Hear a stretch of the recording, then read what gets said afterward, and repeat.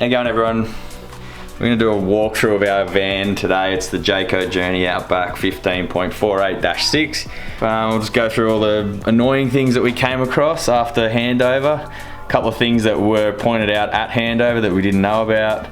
We've already got a hole in our awning from the door hitting it. A few of the mods that we added straight away. But most of all, just sort of going through all the nooks and crannies so you can see it if you were thinking about getting one, because they're a pretty awesome bit of kit. Anyway, let's just go out there and have a look at it. All right, there it is, the 15.48-6. We got the standard drawbar. We pretty much got standard everything except for a couple of things. We added the folding hitch you can see there. That jerry can holder is supposedly for water only. We've got our diesel heater fuel tank strapped to the back of that. There's the sign, water only. That tray is pretty sturdy. Hold lots of things on that, it's good. This gas cylinder, they reckon swap and goes don't fit in it, but we're going to test that. We got this latch here, so hopefully we can squeeze one in there. That water tap's only to the mains connection, so it's not connected to your tank unless you get the extra, which is the hot water system and 12-volt pump. There's a window hatch. Ours is already folded up. You can see the decal there coming off. Another thing about that is make sure you latch it shut. A lot of people have left them unlatched apparently, and that flaps up in the wind and snaps off. Moving down the side, there's the front boot that runs all the way to the other side. There's your power socket and an aerial. Your 15-inch rims and some off-road tyres, pretty good. Mains and tank filler. The legs are easy, they just snap down and you wind them down. They're all good. This we already had an issue with, that one of the screws snapped off on the actual latch, so we've had that replaced already. Moving to the back, here's the bike rack that we weren't too impressed with. So to get two bikes on that rack, the inside bike has to have the pedal off and the handlebars turned sideways. So it's a two bike holder.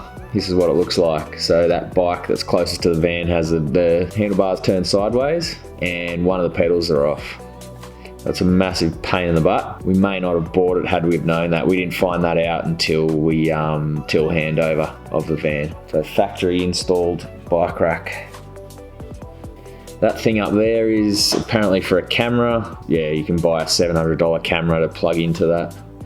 If you get the bike rack, your number plate has to go down here onto the bar, or you can screw it on somewhere yourself, but this is the solution Jayco come up with. Moving around the other side. There's the hatch, other side of the hatch. We got this add-on, so that table, that camp table, we added that. We had it on our last pop-up camper, our Hawk, and it was awesome. There's your power outlet, your 12-volt outlet, and your aerial socket, and another external light. So there's two external lights plus one in the awning. Here's what's in the hatch. Goes all the way through the other side. That's a light for inside the hatch, really good. I added that little hook just to hold our leg winder thingy. Underneath there's the spare water tank and big chunky suspension. Fold out step, standard. There's another light, there's a button in under there. It's really bright, that one, I don't much like it. It's too bright for where it is.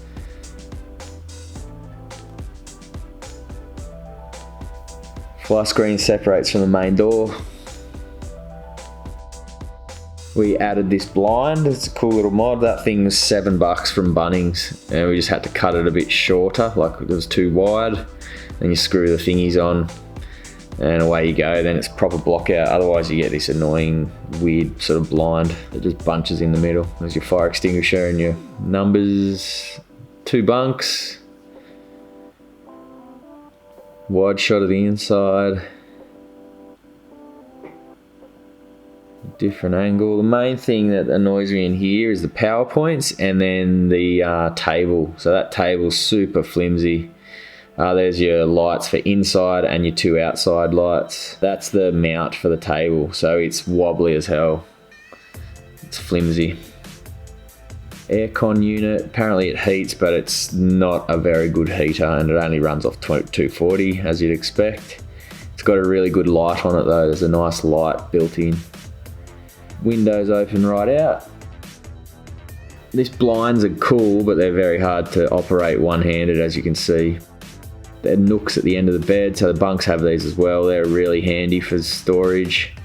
Main isolator switch for your battery, and a few things in here.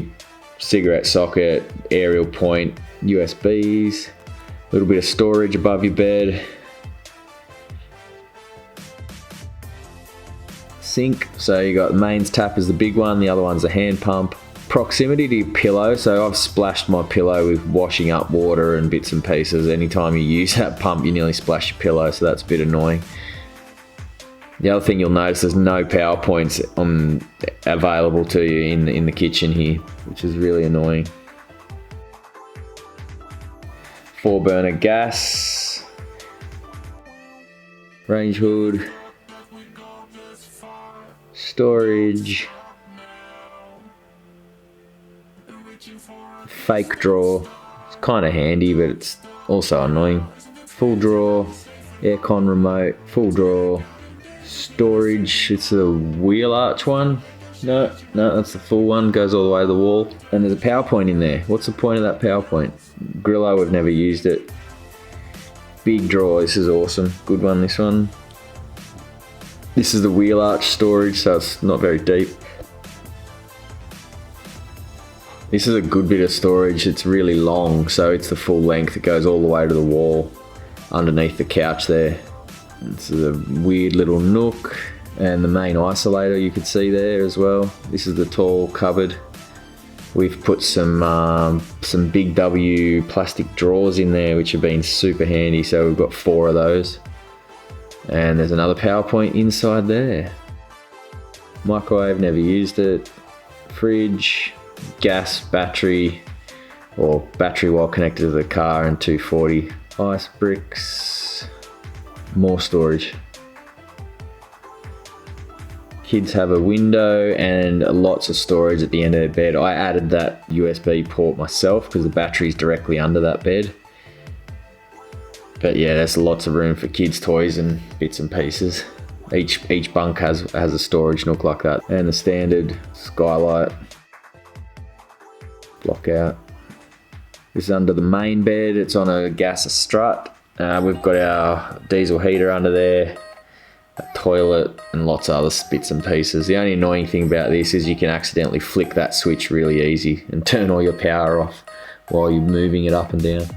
Under the bottom bunk, there's the battery and your control system and a little bit more storage, but it's a bit difficult to access, so you wouldn't want something that you want to access frequently in there. 100 amp hour battery, and I think 100 watt or thereabouts, 120 maybe watt solar panel on the roof. And there's a battery management system there, which you can access everything in the van from the J Hub app. You can check your water, battery level, inputs, outputs of wattages, amps, blah de blah, all that stuff. So the hole in the awning, be careful of this. This is just a rookie mistake. It's very close there when it opens. But once you're popping the roof up, you need to let the awning out a little bit. And so we did it one day, and then I came flying out the door, bang, door hit the awning and ripped 2 holes in it. And now I've just gaffer taped it up. That was super frustrating. That was like the second time we used the van. And that's it. Here it is being towed around the forest. Very happy with it overall. Few annoying little things, but pretty damn good.